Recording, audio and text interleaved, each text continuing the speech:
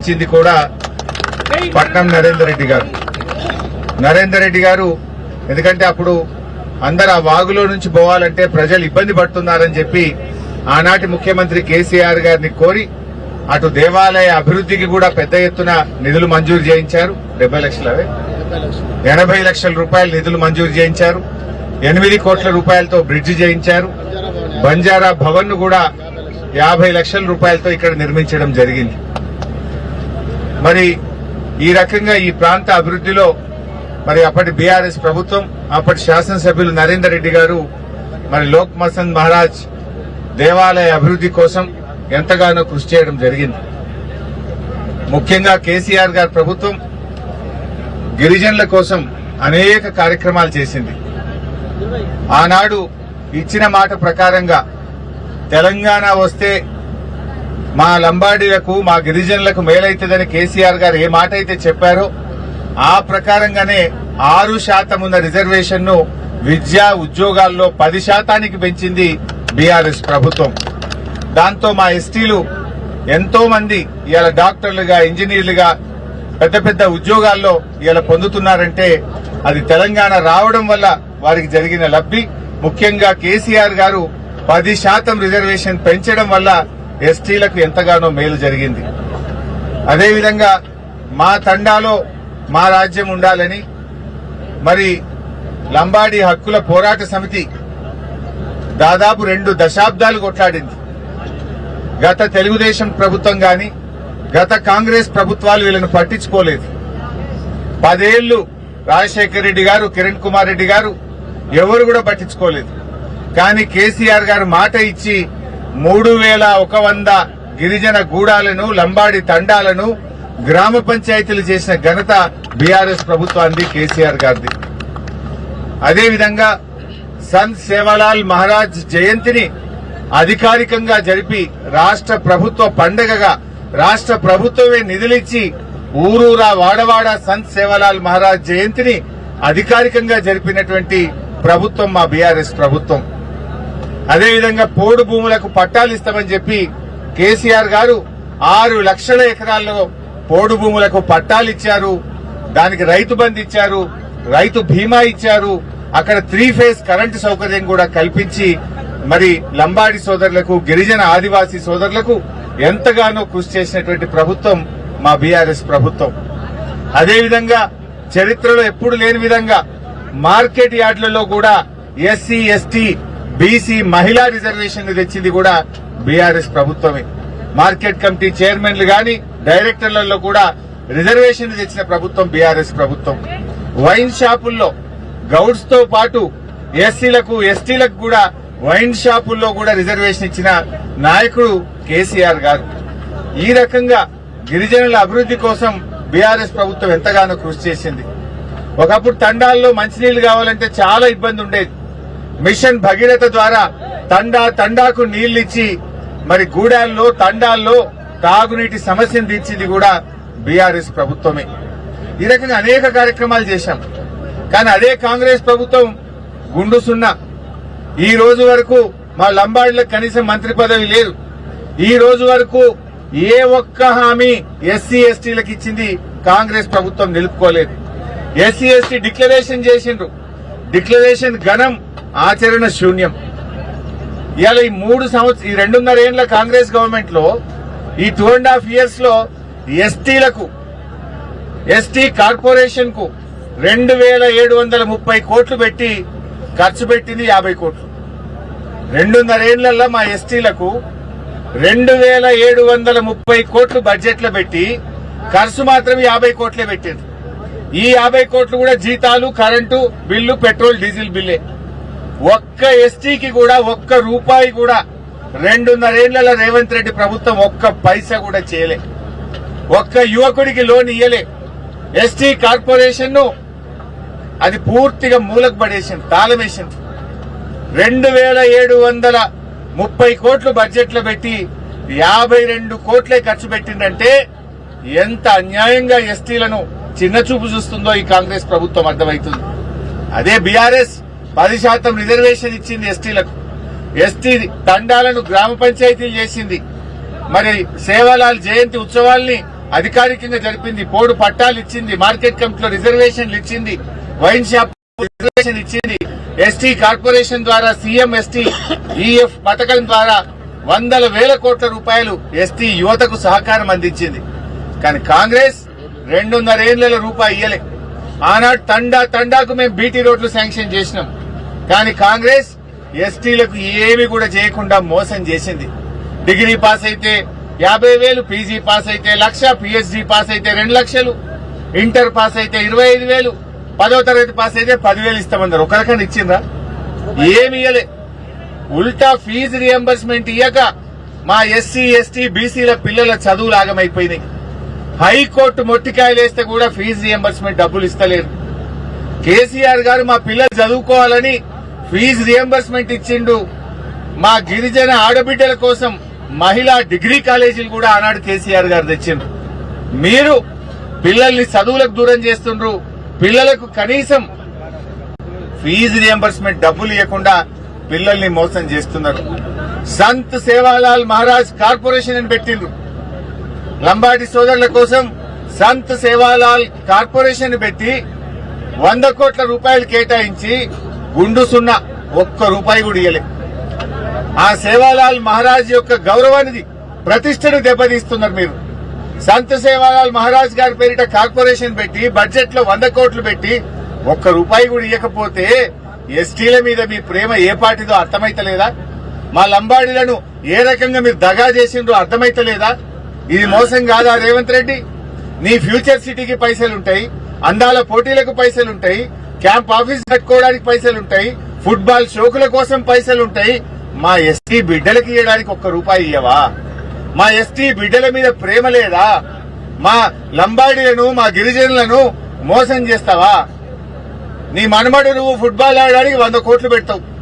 Sant Sevalal corporation కు 100 కోట్లు పెట్టి 1 రూపాయి ఇయ్యవు. అంటే నీ మనమని మీద ఉన్న ప్రేమ ఏందో, మా లంబాడి మీద ఉన్న ప్రేమ ఏందో అర్థమైతలేదా? 100 కోట్లు పెట్టి ఫుట్బాల్ ఆడతావు, మొత్తం లంబాడీలకు 100 కోట్లు పెట్టి 1 రూపాయి ఇయ్యవంటే రాష్ట్ర ప్రజలు ఏమనుకోవాలి నిన్ను?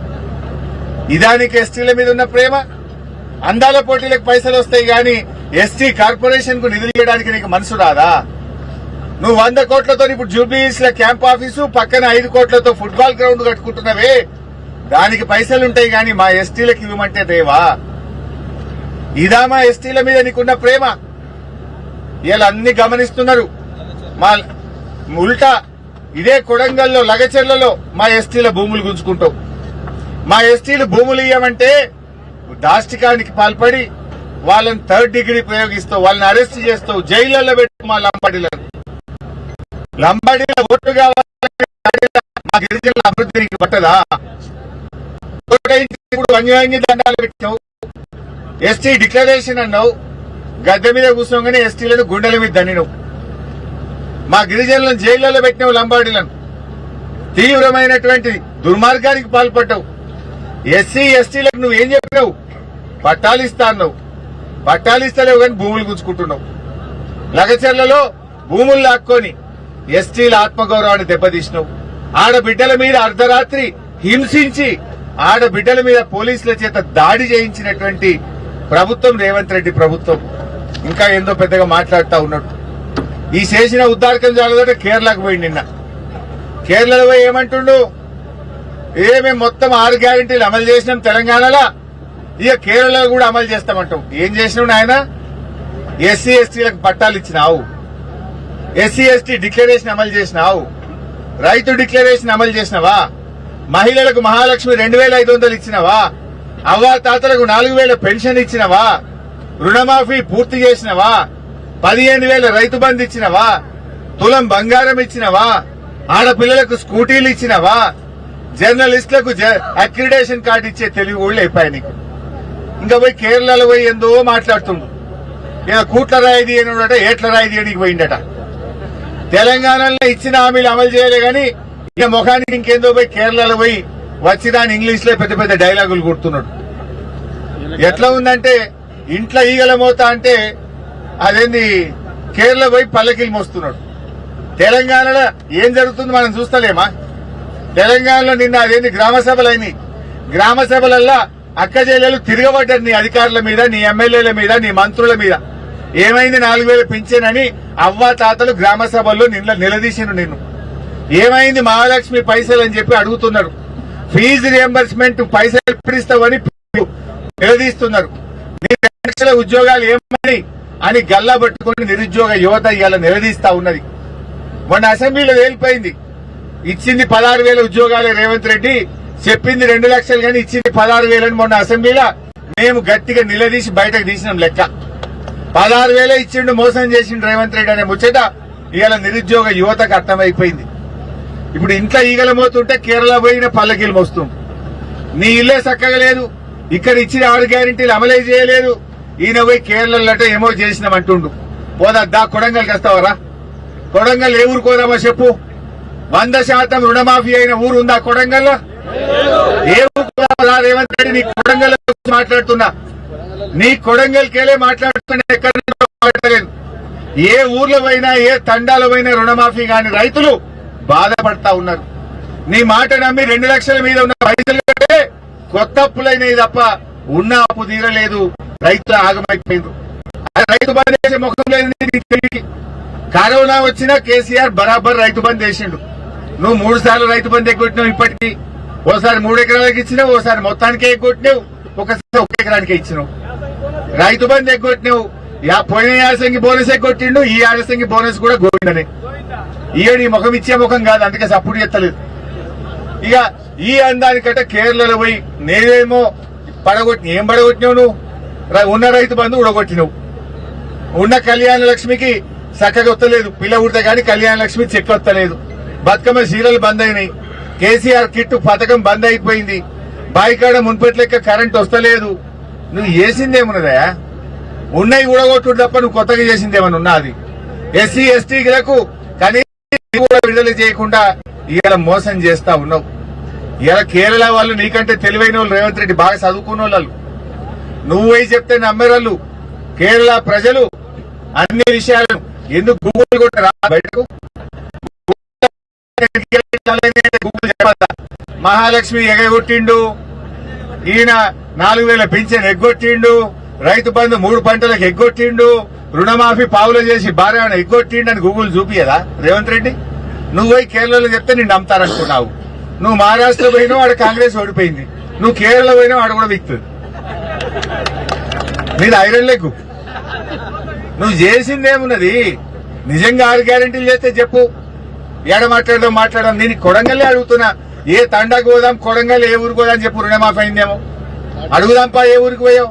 ఈ కొడంగల్లా ఈ తండాలకు, ఈ ఊర్లకు ఇంటింటికి మంచినీళ్ళు ఇచ్చింది బీఆర్ఎస్ ప్రభుత్వం కాదా?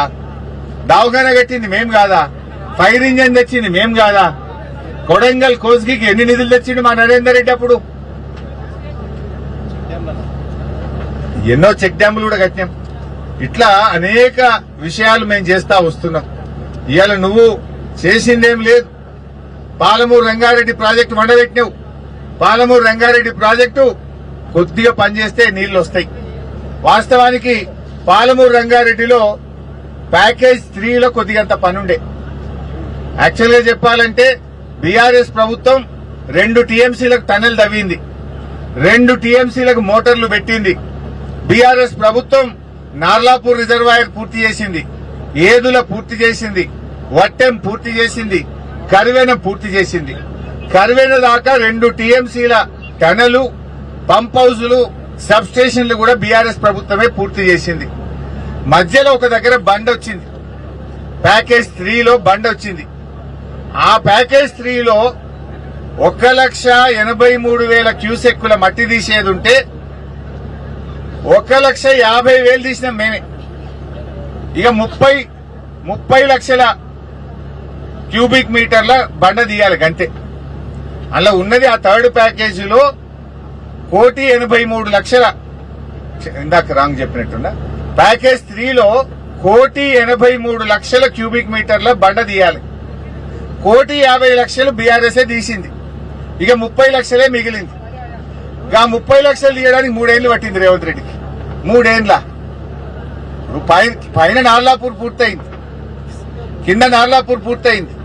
మధ్యలో గీది ఒక 30 లక్షల క్యూబిక్ మీటర్ల మట్టి తీస్తే ఏదుల 6.5 టీఎంసీలు నింపొచ్చు, వట్టెంలో 16 టీఎంసీలు నింపొచ్చు, కరివెనలో 19 టీఎంసీలు నింపొచ్చు. మొత్తం రెడీ ఉన్నది. కట్ నీళ్లు పెట్టే పొయ్యోలే రూపాయికి 95 పైసలు పనిచేసి అప్పచెప్పినాం నీకు. ఇంకా 1,50,00,000 మేము తీసినాం. 30 లక్షల క్యూబిక్ మీటర్ల బండ తీసే తెలివి లేదా? దీనికి 3 ఏళ్లు పడతా. అది గట్టిగా చేస్తే 3 నెలల పని. అది తీసేస్తే మొన్న ఎన్ని నీళ్లు వచ్చినాయి? ఆ నీళ్లతోని మా ఏదులా వట్టెం కరివెన నింపి పెట్టుకుంటే ఇలా బంగారమోలే పంటలు మండపోవునా? ఆ శ్రీశైలం కాడ పోయి మనం వాడిని బతిలాడుకునే పరిస్థితి ఎందుకు? కట్టుకొత్తదే మొత్తం వచ్చి నార్లాపూర్ ఏదులా వట్టెం కరివెన మొత్తం నిండిపోవు కదా. 90 పైసల పని చేసినాం. 1,50,00,000 క్యూబిక్ మీటర్ల మట్టి మేము తీసినాం. 30 లక్షలు తీస్తే నీళ్లు పడతాయి కదా. అంటే నువ్వు కావాలనే ఆపుతున్నావు. కేసీఆర్ కు పేరు వస్తుందని, చెప్పని నీళ్లు వస్తే ఇదంతా కేసీఆర్ చేసిండని జనం అనుకుంటారని, ఆగాగి మెల్లగా చేస్తే ఇదేందో నువ్వు చేసినా అని అనుకుంటారు అని చెప్పి నటిస్తున్నావు. ప్రజలకు పాలమూరు బిడ్డవై పాలమూరు ప్రజలకు అన్యాయం చేస్తున్నావు. పాలమూరు ప్రజల గుండెల మీద దంతా ఉన్నావు నువ్వు. అరే 1,50,00,000 థర్డ్ ప్యాకేజ్ లో మేము మట్టి తీసినాం. గా 30 లక్షల క్యూబిక్ మీటర్ల మట్టి 3 ఏళ్లు పడతా. అది గా దియ శాతం అయితే లేదా? అది 3 నెలలు తీసిపారేస్తే ఈ పాటికి మొన్నటి వానకాలంలో ఇవన్నీ నింపుకోకపోదు. మా ఏదుల వట్టెం కరివెన నింపితే కల్వకుర్తికి ఆల్రెడీ మేము లింక్ ఇయనే ఇస్తాం. కల్వకుర్తికి మేము లింక్ ఇచ్చినాం. పాలమూరుకి ఆల్రెడీ ఓటీ పెట్టినాం. బ్రహ్మాండంగా నీళ్లు వారుతుండే. ఇలా రైతులకు మంచిగా ఉంటుండే. కొడంగల్ కు ఇదే కొడంగల్ నారాయణపేట లిఫ్ట్ పెట్టిండి. ఇప్పుడు ఈ కొడంగల్ కు కూడా 1,50,000 ఎకరాలకు నీళ్లు వస్తాయి. కేవలం కాలువ తవ్వుతాయి. కరవెన నుంచి కాలువ తవ్వుతే 1,50,000 క్యూసెక్లకు నీళ్లు వస్తాయి. దానికి ఇప్పుడు నేను 4,500 కోట్లు ఖర్చు పెడుతున్నాను. 4,500 కోట్లు అంటే ఆల్రెడీ పాలమూరు కింద కవర్ అయిన ఆయకట్టుకే మళ్ళా కొడంగల్ నారాయణపేట లిఫ్ట్ పెట్టాం. సేమ్ ఆయకట్టు, కొత్త ఆయకట్టు కాదు. కానీ నువ్వు కొడంగల్ నారాయణపేట లిఫ్ట్ లో కొడంగల్ నియోజకవర్గానికి వచ్చేది 50,000 ఎకరాలు. పాలమూరు రంగారెడ్డి పూర్తి చేస్తే 1,50,000 ఎకరాలు పడుతుంది. నువ్వు తవ్వాల్సింది కాల్వ కరవెనకేలు. ఇవాళ మక్తల్కు 1,00,000 ఎకరాలు పడుతుంది, నారాయణపేట 1,00,000 ఎకరాలు పడుతుంది, కొడంగల్ 1,50,000 ఎకరాలు పడుతుంది. కాలువ తవ్వవే రేవంత్ రెడ్డి అంటే కమిషన్ల కోసం కొడంగల్ నారాయణపేట లిఫ్ట్ పెట్టిండు. కొడంగల్ నారాయణపేట లిఫ్ట్ లో 4,500 కోట్లు పెట్టినావు. ఏమొస్తుంది? మక్తల్కి 25,000, నారాయణపేటకి 20,000, కొడంగల్కు 50,000. అదే పాలమూరు కాలువ తవ్వితే ఇదే పైసలలో పూర్తవుతుంది. ఇదే పైసలలో నారాయణపేటకు 1,00,000, కొడంగల్కు 50,000, మక్తల్కో 1,00,000 ఎకరాలు పడుతుంది కదా. ఎందుకు తవ్వుతలేవు కాలువలు? ఎందుకు కాలువలు పెండింగ్ లో పెట్టినావు? 2.5 ఏళ్ల నుంచి మేము కాలువలకు టెండర్లు కూడా పిలిచి రెడీ పెట్టినామే. కాలువ తవ్వుడు స్టార్ట్ చేయవా అంటే టెండర్లు క్యాన్సిల్ చేసి 2.5 ఏళ్లకెళ్లి సమయాన్ని వృధా చేస్తున్నావు. రైతులకు నువ్వు ఇలా అన్యాయం చేస్తున్నటువంటి పరిస్థితి ఉన్నది. ఇప్పటికైనా పాలమూరు రంగారెడ్డి పనులను వెంటనే పూర్తి చేయాలని చెప్పి యుద్ద ప్రాతిపదికన థర్డ్ ప్యాకేజ్ లో ఆ పనులను పూర్తి చేయండి. 30 లక్షల క్యూబిక్ మీటర్లు అంటే గట్టిగా చేస్తే నెల రోజుల్లో చేయొచ్చు. 3 ఏళ్ల పూర్తి చేసి నింపు. వచ్చే వానకాలం కల్లా రెడీ పెట్టు. అట్లీస్ట్ ఈ ఎండాకాలంలో సీజన్ లా ఆ 30 లక్షలు తగ్గిపడేసి వచ్చే వానకాలంలో శ్రీశైలంలో నీళ్లు కర్వేనా ఏదులా వట్టెం నింపుకోవాలని చెప్పి దానికి ఇప్పటి నుంచైనా రెడీగా అన్ని చేసి ఇచ్చినాం కదా. నువ్వు చేసేదేమున్నది? R&Rతో సహా గ్రామాల షిఫ్టింగ్ తో సహా కర్వేనా వట్టెం ఏదుల పూర్తి చేసి అప్పచెప్పినాం. టనళ్లు పూర్తయినాయి, మోటార్లు పూర్తయినాయి, సబ్ స్టేషన్లు పూర్తయినాయి. నీ యొక్క నిర్లక్ష్యం వల్ల 2 సంవత్సరాలు పాలమూరు జిల్లా ప్రజలకు నష్టం జరిగింది. గత 2 సీజన్లు మనం నీళ్లు ఎత్తుకోకుండా నువ్వు కిందికి ఆంధ్రాకు పోయేటట్టు చేసినావు. ఇప్పటికైనా ఈ ఎండాకాలంలో ఆ థర్డ్ ప్యాకేజ్ పనులు పూర్తి చేయాలని, వచ్చే వర్షాకాలంలో శ్రీశైలంలోకి నీళ్లు రాగానే చుక్క చుక్కను ఒడిసి పట్టి మన వట్టెం కరువన ఏదుల నింపుకోవడానికి ప్రభుత్వం సిద్ధం కావాలని చెప్పి మేము డిమాండ్ చేస్తున్నాం. Thank you.